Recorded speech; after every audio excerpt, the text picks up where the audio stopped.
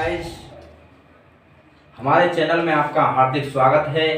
Vikram sir Hindi channel में आपके हम आभारी हैं। आज हम आपको शब्द रूप के बारे में बता देंगे कि शब्द रूप के कितने भेद होते हैं और इनसे ही आपकी 10वीं और 12वीं का बेस तैयार होता है। जब भी आप कोई कंपटीशन की तैयारी करोगे तब भी आपको इनसे ही अवगत होना होगा। जैसे शब्द रूप हैं आपके, ये भेद माने जाते हैं आपके सार्थक और निरर्थक।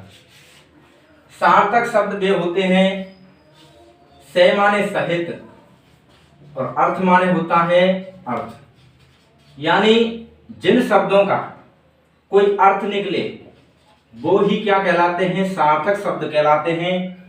और निरर्थक शब्द वे होते हैं जिनका कोई अर्थ नहीं होता, जिनका कोई अर्थ नहीं होता वो क्या कहलाते हैं, निरर्थक शब्द कहलाते हैं। तो शब्द रूप दो प्रकारों में बांटे गए, सार्थक और निरर्थक। अब सार्थक शब्द कितने प्रकार के होते हैं और निरर्थक कितने प्रकार के होते हैं। जैसे सार्थक शब्द के 3 भेद होते हैं, इन्हें बांटा जाता है जैसे रचना के आधार पर शब्दों के प्रकार, उत्पत्ति के आधार पर शब्दों के प्रकार और अर्थ के आधार पर शब्दों के प्रकार। यानी कि रचना के आधार पर शब्द के भेद बताए। जैसे रूढ़ शब्द वे होते हैं जिनको तोड़ा नहीं जा सकता, जिनको विभाजित नहीं किया जा सकता। जैसे हमने लिखा विद्यालय, इसमें विद्या प्लस आलय हो सकता है, संधि हो सकती है, आराम से संधि हो सकती है, तो ये रूढ़ शब्द नहीं है। ऐसे शब्द होते हैं जिन्हें तोड़ा नहीं जा सकता, रूढ़ शब्द कहलाते हैं। यौगिक शब्द हैं जो कि 2 योगों के द्वारा बनते हैं, योग के माध्यम से बनते हैं। जैसे मैंने कोई लिखा पुस्तक प्लस आलय, ये क्या बन जाएगा, पुस्तकालय। तो इसमें क्या हुई, यहाँ पर संधि हुई, यानी हम तोड़ सकते हैं और दोबारा से जोड़ सकते हैं। ऐसे ही शब्द क्या कहलाते हैं, यौगिक शब्द कहलाते हैं। तीसरा प्रकार आता है आपका योग रूढ़ शब्द। योग रूढ़ शब्द वे होते हैं कि जो योग से तो बनते हैं और विशेष अन्य अर्थ निकालते हैं। जैसे मैं लिखता हूं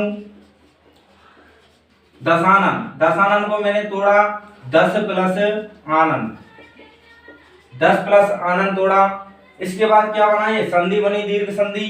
तो दशानन का अर्थ क्या निकलेगा, तीसरा रावण से, यानी 10 हैं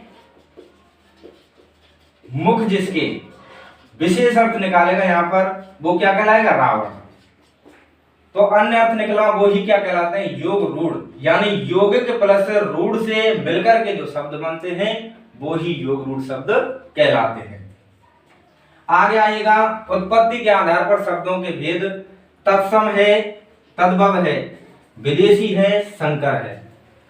तत्सम शब्द वे होते हैं जो संस्कृत से, जो हमारी मातृभाषा की क्या कहलाती है, जननी कहलाती है संस्कृत।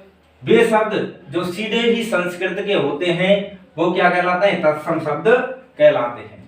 उसके बाद है विदेशी, यानी तद्भव। तद्भव शब्द वे होते हैं जो संस्कृत से हमारी हिंदी में बन करके आए हैं, यानी हमारी हिंदी में संस्कृत के जो शब्द आए हैं उनको ही तद्भव कहा जाता है।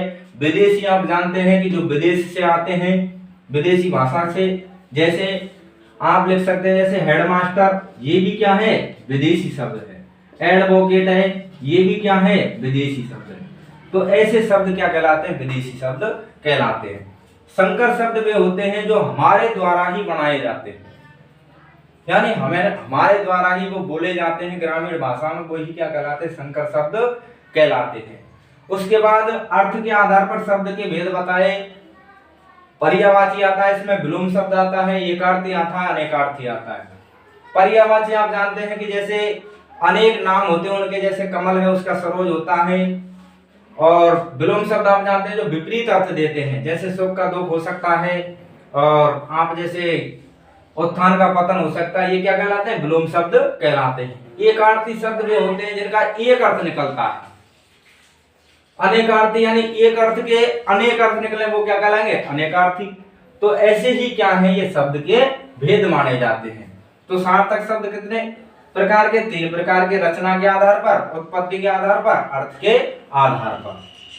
रचना के आधार पर 3 प्रकार बताए, रूढ़, यौगिक, योग रूढ़। उत्पत्ति के आधार पर तत्सम, तद्भव, विदेशी, संकर।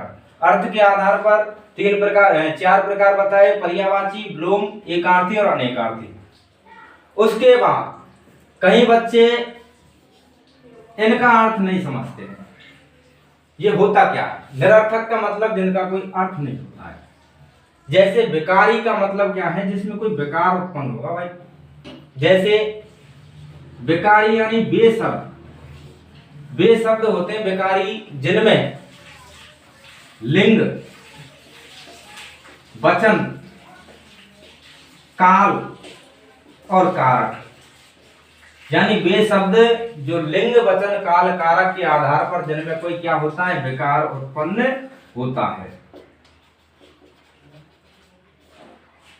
जिनमें विकार उत्पन्न होता है वो क्या कहलाते हैं, विकारी शब्द कहलाते हैं।